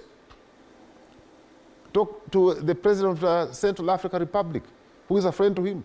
I want him to go and support Uhuru and Raila, Tshisekedi, where he has a personal relationship, Ramaphosa and the other people. So this thing is ours for the taking, but it's a tight race, and I will not add any further advice. I think my brother Kiro has nailed it. Yes. Call this young man and tell him your time will come. Yeah. And let Raila just do one term. Yeah? And we can have an arrangement. So this thing of people running around and taking photos, is quite it's not useful, as my president Kibaki would have said. It's not useful at all. It's not useful at all. He talks about Kibaki, of course, he served in his cabinet, and we did see at the time, there is a lot of lobbying that goes on with these positions. Yes. It is important for even Kenyans to understand that this is not a delegated vote, whereas there is opinion on social media. And it's what I wanted to ask. I don't know if you've interacted with the opinions on social media about the whole candidature of Raila Odinga. Kenyans really seem not to have some, they seem to have a very interesting opinion about it whenever Raila Odinga is posted with a Djiboutian candidate. What is important for Kenyans to know? Why is this seat important for Kenya in the first place? Perhaps there is that disconnect as to why we are angling for this position as Kenya. Yeah, the way I read it, George, is that there are two reasons. For those who are opposed to Raila, they don't have a problem with Raila, the person. Mm-hmm. They have a problem about the promoter of Raila for this AU position. They are seeing the selfish interests of the current president in wanting to Raila to get out of town so that he has almost a field day because he believes Raila is the most formidable candidate against him in the next election. So there are people who feel Raila is somebody who is going to fix the problem that we have in this town. And by him going to AU, they are giving William Ruto a chance perhaps to squeak through in the next election. Okay. There are those who strongly believe Raila, in accepting that position, sort of brought himself down to a level that he looked like he was being used by the current president. But on a more serious note, I just want to concur with my brother, Philip Kisia. In the funeral of Dr. Faustin Ndugulile, who was buried on 3rd of this month, Dr. Yusuf Ndugulile was the cabinet minister or minister in charge of health in Tanzania. In the funeral, Dr. Chakaya Kikwete was able to demonstrate how he campaigned for Ndugulile to get position in Africa as the WHO director for Africa by talking to some people in Liberia, some people in different parts of the continent, for Ndugulile to be accepted and to get 25 votes of all the votes cast by ministers for health. The same thing should be borrowed here. Today, I've said, and he has alluded to it, that people like the Honorable Moses Wetangula can play a role. Because when I was IGAD Special Envoy to Somalia, based in Addis Ababa, Ali Yusuf was my minister from Djibouti. Sam Kutesa was my minister from Uganda. Moses Wetangula was my minister from Kenya. Yusuf Mesfin was my minister from Ethiopia. Omar was my minister from Somalia. And these are critical. Somebody, Deng, was my minister from Sudan. Now, these are colleagues. We are happy we still got Kutesa as Minister of Foreign Affairs in Uganda, Yusuf, Minister of Foreign Affairs from Djibouti. Wetangula is Speaker of National Assembly. We may have our own little issues like messy, whatever, noisy, that might have made Raila not happy with Wetangula. But he should humble himself for Wetangula to talk to Yusuf directly as a former colleague and engage him on issues of how to negotiate downwards for him to accept a lower position. Number two, somebody like Uhuru Kenyatta has a number of friends in Africa. I know Tshisekedi is not happy with our current regime, but Uhuru is they are more than happy with him. Ramaphosa in South Africa is a personal friend to Raila, but he made a statement the other day that almost indicates SADC is not going to support Raila. Why don't we ask ourselves why? Again, in Ghana, the person we were working with before the immediate general election that took place the other day, that guy lost the election. And therefore, the guy in town today in Ghana is not the same guy we were talking to. Have we revisited that particular position? The answer is no. The person who is promoting Raila in Nigeria is Mzee Obasanjo, Olusegun Obasanjo. Tinubu, who is the current president of Nigeria, don't see eye to eye with Tinubu. What have we done about that? The answer is nothing, if anything. These are some of the issues that we need, and I wish the president was listening to us. We need to engage Uhuru Kenyatta, Moses Wetangula, and many other people that know Yusuf. Because the only way for Raila to get 2/3 is to remove Yusuf from the ticket.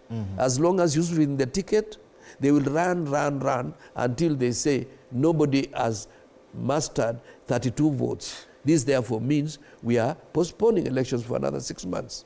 And it's a cycle. They vote upon voting upon voting. Yes, it is not, people have this mistaken notion that you vote round 1 and 2, who are the first 2, will go to round 2.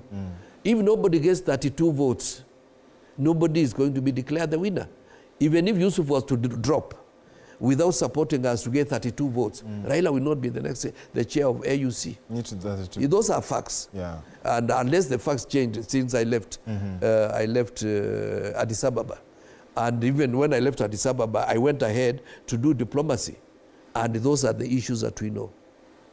While the debate may not have carried the day, but the debate, yes, is important.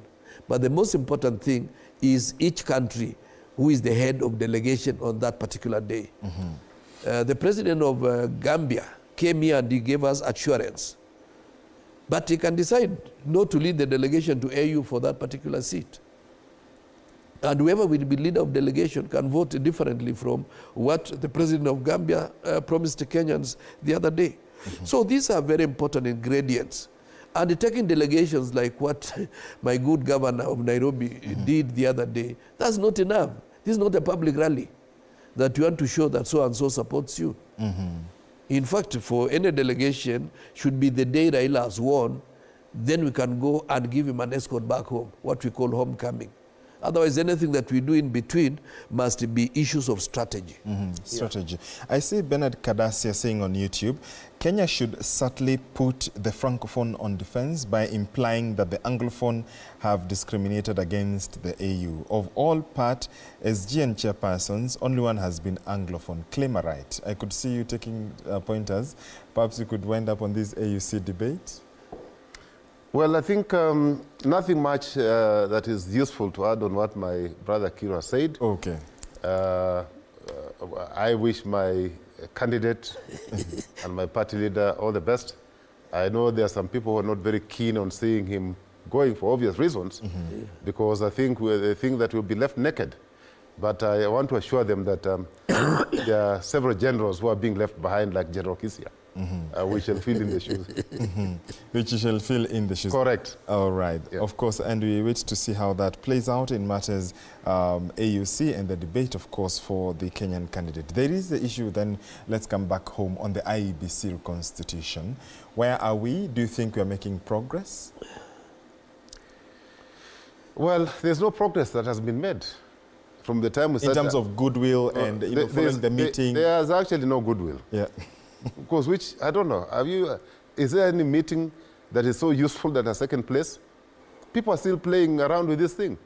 And we have said before here, George, yes, that this is not a matter that this administration can take lightly. More so, the head of state, His Excellency the President, that he thinks that he can play around with the issue of IEBC. It is extremely important. It is a constitutional requirement. It's an emotive matter. And if not carefully handled, it can actually send this country into a turmoil. They are delaying constituting IEBC for reasons best known to them. They should immediately get those characters who are in court to withdraw the cases from court so that we can have an IEBC as soon as possible. We said before, I think it was last week or the week before, we were giving the president 100 days to constitute IEBC. IEBC, yes. Because if he doesn't, and we can see crisis ahead of us, and very serious crisis.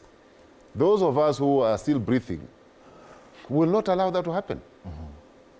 We cannot allow that to happen.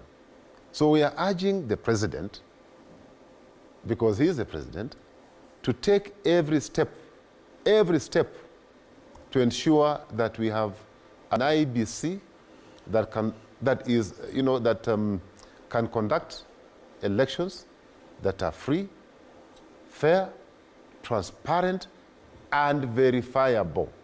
We should not be in the space we were in 2022, where we were not very sure whether Raila had won or whether Ruto had won. This time round, we want a clear win so that it doesn't leave any doubts in the minds of the people. Because right now, President Ruto is still fighting legitimacy. He's fighting. It's just that people have said, okay, well, since the process, we went through the process, including the Supreme Court making a pronouncement, we shall accept him as a president. He should not be dreaming that that can be replayed in 2027. We need an IEBC now, not tomorrow. Not tomorrow. Do you agree, Kipruto? Yes, I do agree. I do agree to a very large extent, and of course, almost 100%. Because remember, George, today we have constituencies that don't have members of parliament. We have civic areas which don't have their MCAs. We also needed IBC for purposes not only of registration of new voters. We thought we could have had a chance to see how we can tinker with the law in order to allow us boundary review of various electoral areas for purposes of ensuring that, yes, there is equity in representation of Kenyans by those who are elected by them. Now, but I feel this regime, because it's not about only those who have taken us to court or IBC issues to court. It's about the seriousness of the regime. The issues of regime, even Saturday, they made it a normal day for purposes of ensuring that it is removed within the shortest time possible. If the regime was to give the same seriousness to issues of IBC, we would be going for Christmas with an IBC in place. But what Ruto may not know, or knows but is trying to tactfully tuck it away, is the fact that the process of an election is as important as the result. He may squeak through in the next election, but that election victory will be denied him because he will not have allowed the process to take place, and therefore the results of that process will be flawed ab initio. Okay. Yeah. On the front page of the Daily Nation, gentlemen, we have a story over there on matters graft, and you can see one graft, 2 MPs and 2 ex-governors set to face charges, and there are several claims made by the Ethics and Anti-Corruption Commission. What do you make about this, Kisia? Is it a step in the right direction? Are we about to see Mtuwetu versus Mtuwao situation again? Is the EACC living up to its mandate and role and expectations from Kenyans? EACC does not have prosecutorial powers. Powers, yes. Those are vested in the office of the DPP. And I can tell you, and we've all been around, it is a scam. It is shameful. Because by the time EACC has done its investigation, did reports, there's normally communication between EACC and DPP before people are taken to court. There must be some concurrence. Because if there are gaps within the report, the office of the DPP normally returns the file with questions and a request that those gaps be filled.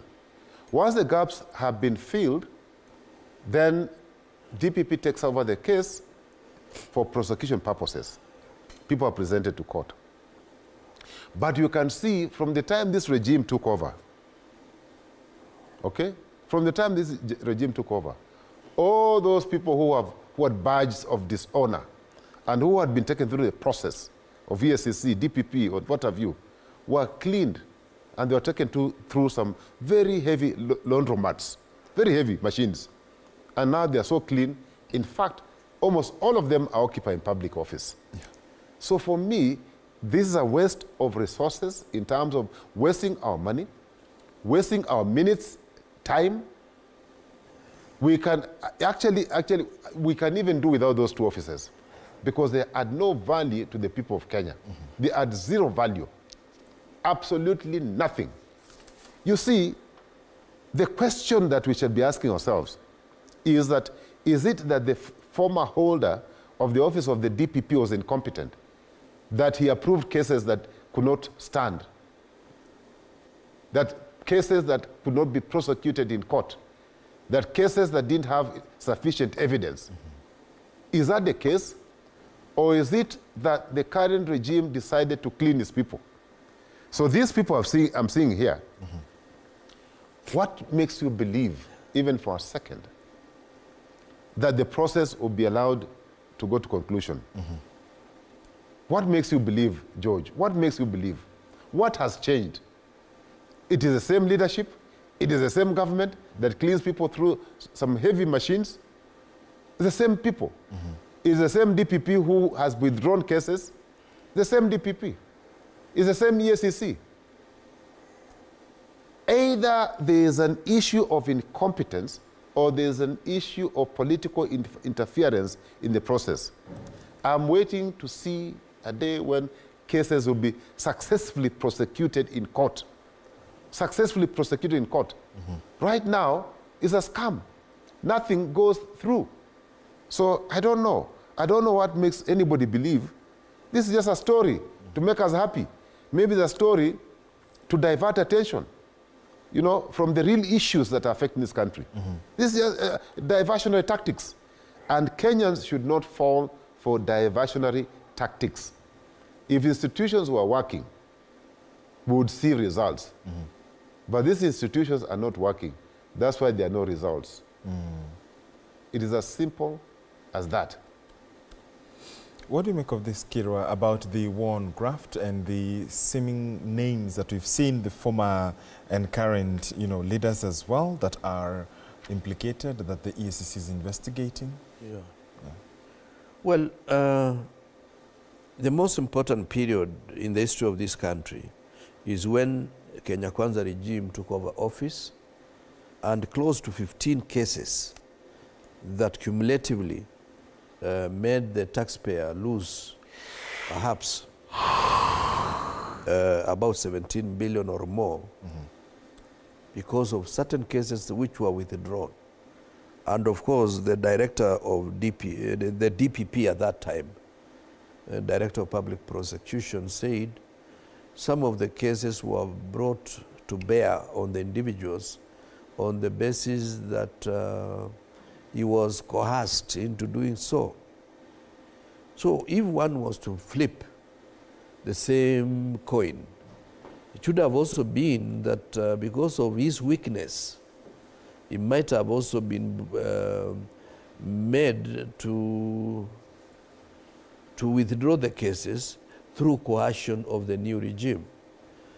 This therefore means Kenya is far from being free from weaponizing certain cases for purposes of achieving narrow and short-term political gains. And this therefore means those who are on the right side of the regime may go scot-free. Those who may be suspected not to be on the right side of the regime may face the music. Mm-hmm. And therefore, the public has very little faith on what happens because institutions are being emasculated. Parliament was the first one to disappear and to be under the regime. Judiciary has now increasingly disappeared. The opposition is totally swallowed, is just at the throat of being taken down the tummy of the regime. Mm-hmm. Independent institutions, including the ESCC, and the Office of the Office of Public Prosecutor have already been swallowed through the same emasculation process. It is therefore foolhardy for anybody to imagine that something close to justice will emerge from that. We would expect if all the four will face the music and go through the process, then we will say, okay, justice has been done. Because two of them, to the best of my knowledge, are part of the regime, without naming names. Two of them are not with the regime. And therefore, if the four of them were to face the music, you would say, of course, possibly justice has begun. Of course, Kenyans are very imaginative. They might say, no, they wanted to get rid of one of the sacred cows because there is a better cow in town. Because as you know, George, and you being a farmer or son of a farmer, when you have a better breed of a cow, you sell the one you have in the boma. In the boma, yeah. So some of the cows might have outlived their usefulness, and getting rid of them may be good riddance for the regime. For the regime. So we are still skeptical, and I just wanted also to remind the president, we are not skeptical because of what we imagine. We are skeptical because of what we see emanating from the regime. Whether it's Shisha, G2G, whether it's Adani, whether it's Opiero, all these issues are shrouded in mystery. And when it comes to public participation, don't be telling us the only public participant are people not from Kenya. If there was proper governance structures in place, many Kenyans would be willing to buy into the airport project. Many would be willing to buy into Ketrago project because they know there is likelihood of profit coming from there. But because Kenyans don't trust this regime, even what they have been offering in the normal market, money market, has been, offtake has been very low. That's why even the interest rates have come down. And finally, let me advise the president. The fact that you are telling us the kilo of maize is so much is because you have depressed the farmers. When he took over, one bag of maize was 6,000. Today, you are lucky if you go 2,800 for 90 kilo bag of maize. Yeah. Kesia, when you look even at page 4 of the standard, I believe, yes, it says Ruto's gamble can backing the vulnerable save his fragile legacy. And what they report is that in a strategic move to strengthen his political base, President William Ruto has distanced himself from the hustler versus dynasty narrative that propelled him to power in the 2022 elections instead of crafting a new one. When you look at how the year has been, winding up 2024, 1 year and shy of 2 years in, and as we move forward to how the new year is going to look, festivities, it's going to, of course, be a different shift altogether. What did you say this regime, the Kenya Kwanza administration, needs to focus away from with the entry or sniffing of new entrants into cabinet, into the administration? What are some of the hygiene measures that the government would need to really consider? You know, George, this is not an administration that you can advise, because if they were taking advice, if they were listening to advice, they would have corrected their mistakes. Okay? But you know, President Ruto was elected on the basis that he sold, and he sold it very well, the hustler narrative. In fact, my stepmother, who passed on last week, was a supporter of President Ruto. Why? Because he sold hope to them, traders, hustlers, and what have you. But immediately he took over office, he forgot about his narrative. I think the only thing that these people have done is primitive accumulation of wealth. That's the only thing that they can say, and opulence. So all the things that were promised by this administration, none of them is being delivered. Nothing is working. In fact, now, President Ruto is thinking about his survival, and that is why he has invited ODM in the government, some experts to help him. But that's not the case. It is there to make sure that he can get a cake of the voter bloc of ODM. I can even see he made a trip to Ishaweria to talk to the former president, even after saying very nasty things about him. But let me say this, allow me to say this in closing, because I can see we are running out of time. Yes. There are two things as we are closing the year, because this, I'm sure this is our last program this year. I am requesting my president, who is my friend, to read the concession speech delivered by the outgoing Ghanaian president, John Mahama. I'll just speak on a few things that I found interesting. He said, you know, he discovered that time was up. He also discovered that no amount of media monopolization would have stopped this heavy defeat. He also discovered that voter buying, these billions that they're sending to charge, 5 million every week, 5 million. No amount of bribery would have stopped this irresistible hurricane of change. He also discovered, and you know, we're normally called noisemakers, Kirwa, myself, and the rest, we are called noisemakers. He discovered, though late, that those noisemakers, who may seem to be the minority, can never be ignored. That's what Mahama is saying. Then there's something very profound that Mahama has said. The praise and worship choir. The praise and worship choir. The sycophants are the most dangerous lot of people that you can have. They only specialize in telling you what you want to hear.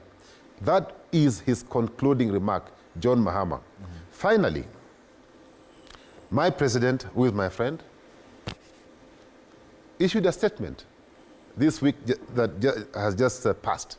He said he's a man on a mission, and we thank him for being on a mission. We ask that his mission be a mission that is there to serve the people of Kenya. He also said that he will not retreat, neither will he surrender, because of the negativity from some of us, okay, who have some pepombaya, and probably we are stupid, okay? We now want to tell him that we have a vision that is guiding this country, Vision 2030. The only job we gave His Excellency the President is a driver of that mission and vision. That's the only job we have given him. His dream, his aspirations, his vision is his own dream and must be limited to his family and himself. Let him deliver our aspirations that are clearly and properly captured in Vision 2030. Anything short of that, we shall resist, and we shall continue resisting. In fact, in 2025, it will be fire. I can tell him, fire is motto. Motto is fire. Your Christmas message? I wish Kenyans, I know Kenyans are going through pain. There's a lot of pain that we're going through. In fact, Kenya tuko mawaya. We are completely broke as Kenyans. Just a few of them who are living in opulence, who will be enjoying. So Kenyans, that pain must make us understand that there is need to change this country for the better. But whatever it takes, Merry Christmas and Happy New Year. Kiro, you get the last word and your Christmas message as well. Yeah, let me start with Christmas message because that's simpler to say. And New Year, of course. Yes, I wish all Kenyans, wherever they are, Happy Christmas. Let it be safe from any fatalities that take place, whether it's road accident or something like that. And may you enjoy the next year. And let 2025 be a better year where there is genuine national reconciliation. And the cohesion of the nation is paramount. For the president, I will tell him to change the paradigm shift so that he thinks about Kenyans in a way that he realizes each and every one of us has a role to play in trying to correct things that have gone wrong. And he should also change the philosophical foundation where advisors advise at the level of ministers, so that the only person who advises the president from Ministry of Health is the minister who has been advised very well by the so-called advisors, who are not players or practitioners in health sector or any other sector for that matter. Finally, he should read concession speech by the late Senator John McCain when he lost to Obama in the year 2008. That was one of the best speeches that he can also prepare himself for 2027 when he loses to a force beyond him. And what a way to wind up this conversation on Morning Cafe. Thank you so much for always watching and for your company this year. This is the last show on Morning Cafe, the political analysis. But thank you so much for that, even as we usher the festive season very soon. I just want to read a comment here from Samuel Kumola, who says, congratulations to TV47. Your daily team of analysts is top-notch. Congratulations to you, gentlemen. And thank you for always watching. My name is George Maringa. As always, stay safe and be kind to one another. I'll see you tonight on the Daily Report at 9 p.m. Please do stay with us and enjoy the rest of your viewing and the rest of your day.